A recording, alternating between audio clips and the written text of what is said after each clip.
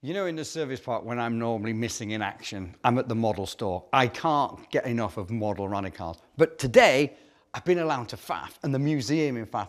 I've got real cars to look at, real ones from all of the eras of the World Rally Championship. This one here, Ford Escort Mark II. 1979, Hannu Mikkola drove one of these cars to victory in Rally Portugal. Actually won the World Rally Championship, did Ari Vatanen in a Ford Escort Mark II. Moving on to another iconic car from the early eras, the 80s. This Fiat 131 Abarth. Marco Len won here in it, so did Walter Roll. One of the strange things about this car is occasionally the co-driver's seat will be put into the back to put that weight from the co-driver over the driven rear wheels.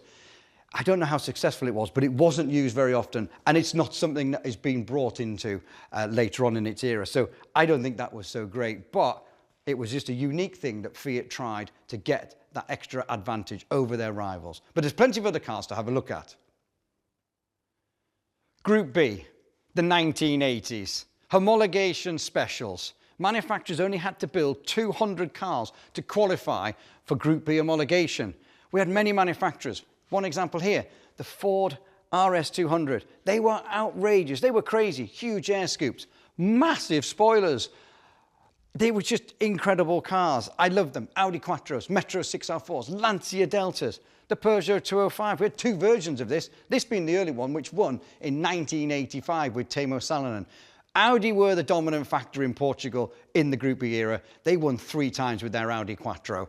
But what an era it was. It was just mad. It was bonkers, but brilliant. However, the sport moved on. Next up was Group A. Cars based on production-based cars, cars you could get in your showroom. Many manufacturers joined the fray. Subaru, Mitsubishi, Ford, Lancia. Who will ever forget Colin McRae, Derek Ringer winning the World Rally Championship in a Subaru Impreza. Carlos Sainz also dominated the world of rallying in it.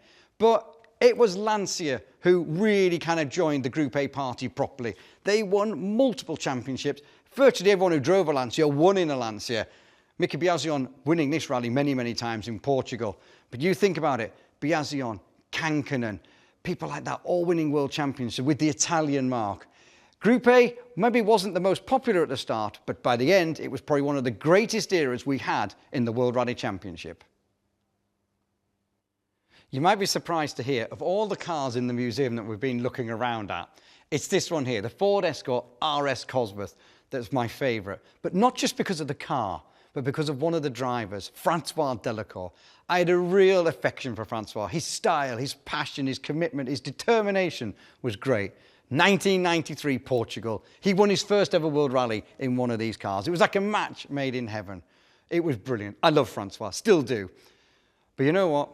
I can't afford any of the cars here. It's been great looking around, but for me, it's back to the model shop.